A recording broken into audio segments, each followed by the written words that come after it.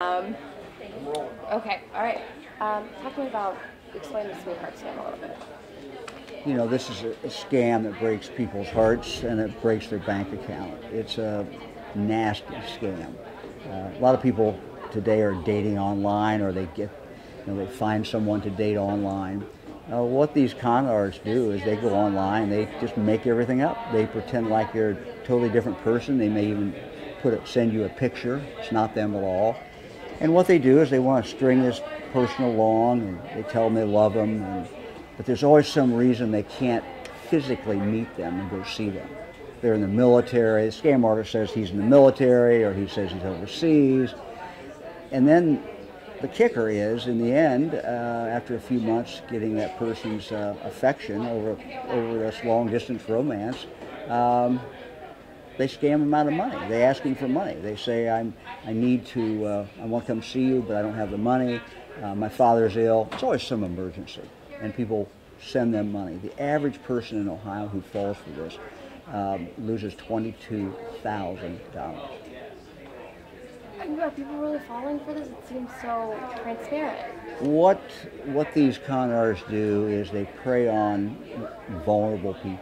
They prey on someone who has just lost their spouse maybe 6 months ago, a year ago, someone who's lonely, someone who, reaching out, trying to find that right person. And so what they do is, if you're online, you start telling them, I love sports. Well, they love sports. Or I love certain kind of novels. Well, they love the novels. And they know how to play a person. And then in the end, they just ask them for money. And then if they send that money this time, then they'll keep asking. They'll have a new excuse each time for money. This average $23,000 that they're losing, is this a lump sum? Are they giving them $100 a week? What's going on? How do you lose $20,000 to somebody you've never met? It's usually 2 or 3 times that they're asking for this money, $5,000 apiece, $7,000 apiece. But sometimes, we had one person that lost over $300,000. Some people, it's a few $1,000s, but it averages $22,000 of the cases that we have seen in Ohio. And are you seeing a lot of cases? This is a real problem? This is a real problem because the majority of people who get ripped off don't report it to anybody. They're so embarrassed by it, they won't tell anybody about it. Many people get ripped off and don't think to call the Attorney General's office. So we're just seeing kind of the tip of the iceberg, but we know we're seeing enough in our office that there must be hundreds of people who fall for this in Ohio every single year. Well, what kind of people are these? Seems like, are you dumb? Why are you giving thousands of dollars to somebody? This is a different world we live in today. It's a world where people do go online to try to find that perfect person. So it's just one more step to start sending them money. But the person always has an excuse why they can't see you. I'm out of the country. I'm in the military.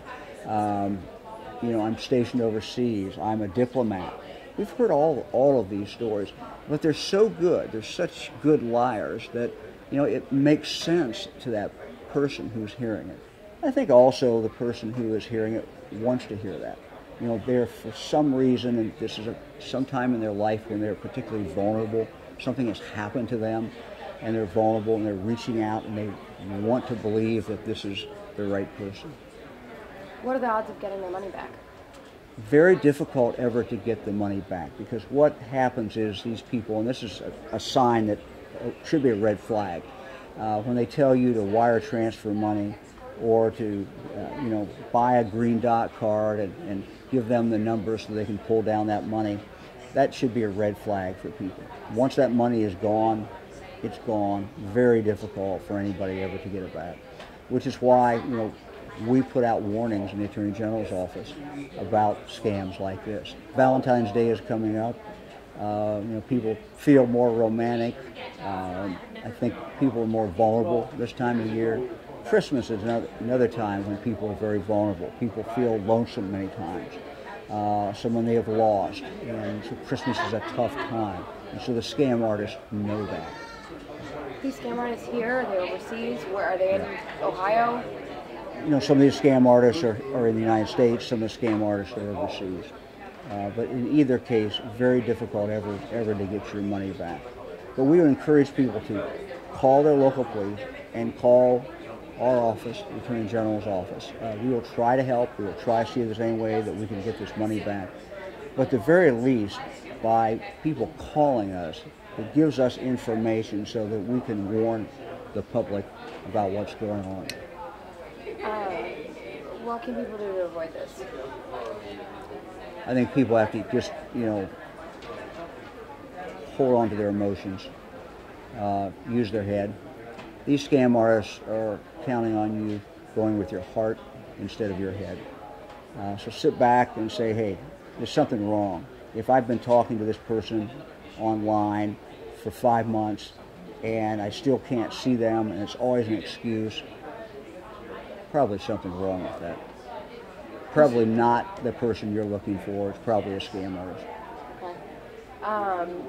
How many reports have there been in Northeast Ohio? We've had dozens statewide, and a number of them have been in Northeast Ohio. And again, all we can tell you about is the ones that tell us about it. The majority of the people who get ripped off never tell anybody.